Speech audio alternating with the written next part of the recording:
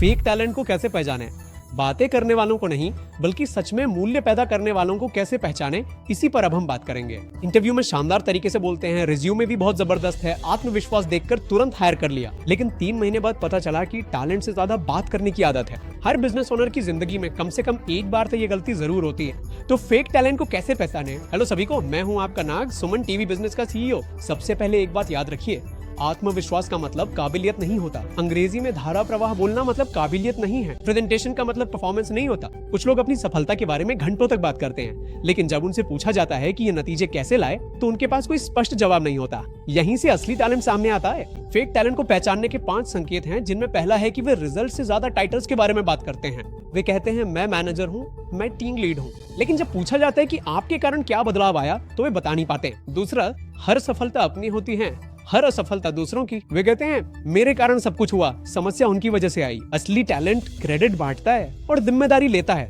तीसरा, उनके पास ठोस उदाहरण कभी नहीं होते। कहते हैं कि सेल्स बढ़ाई, लेकिन कितना, कैसे, कितने समय में, ऐसा पूछिए। असली टैलेंट के पास डेटा होता है, नकली टैलेंट के पास सिर्फ ड्रामा होता है। चौथा, वे सवाल नहीं पूछते हैं। जो सच में सीखना चाहते हैं वे कंपनी के बारे में जानते हैं, टीम के बारे में जानते हैं, चुनौतियों के बारे में पूछते हैं। लेकिन नकली टैलेंट सिर्फ सैलरी, छुट्टी और बेनिफिट्स पे ही रुक जाता है। पांचवा, वे फीडबैक नहीं ले सकते। छोटी सी सलाह भी दे तो उनकी ईगो को ठेस पहुंचती है, वे डिफेंसिव हो जाते हैं। असली टैलेंट फीडबैक को ग्रोथ के रूप में देखता है। मैं आपको एक असली उदाहरण देता हूँ। नेटफ्लिक्स एक सिद्धांत को सख्ती से मानता है, brilliant jerks worth the cost नहीं है। यानी टैलेंट हो लेकिन टीम को बर्बाद करने वाला एटीट्यूड हो तो वो कंपनी के लिए बहुत नुकसानदायक है, क्योंकि एक टॉक्सिक टैलेंट 10 अच्छे कर्मचारियों की मोटिवेशन कम कर सकता है। अच्छी तरह याद रखिए, असली टैलेंट आपको इंप्रेस करने की कोशिश नहीं करता, वो सिर्फ वैल्यू क्रिएट करने की कोशिश करता है। वे ज्यादा बातें नहीं करते, उनके रिजल्ट्स ही बोलते हैं। वे स्पॉटलाइट के पीछे नहीं भागते, वे जिम्मेदारी के लिए आगे आते हैं। इसलिए हर बिजनेस ओनर को कर्मचारी रखने से पहले अभी एक एक्शन स्टेप लेना चाहिए। अगले इंटरव्यू में ये 3 सवाल जरूर पूछिए। आपकी वजह से आया, मापने योग्य रिजल्ट कौन सा है? आपकी सबसे बड़ी असफलता कौन सी है? उससे आपने क्या सीखा? आपकी टीम के सदस्य आपको कैसे बयान करेंगे?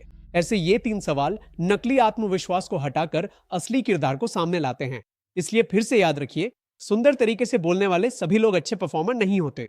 चुपचाप काम करने वाले लोग कई बार बेहतरीन परफॉर्मर साबित होते हैं। प्रतिभा को देखिए लेकिन उनके चरित्र को मत भूलिए। आत्मविश्वास को सुनिए लेकिन नतीजों को जरूर परखिए, क्योंकि नकली प्रतिभा इंटरव्यू जीत सकती है, लेकिन असली प्रतिभा ही कंपनी का भविष्य बना सकती है।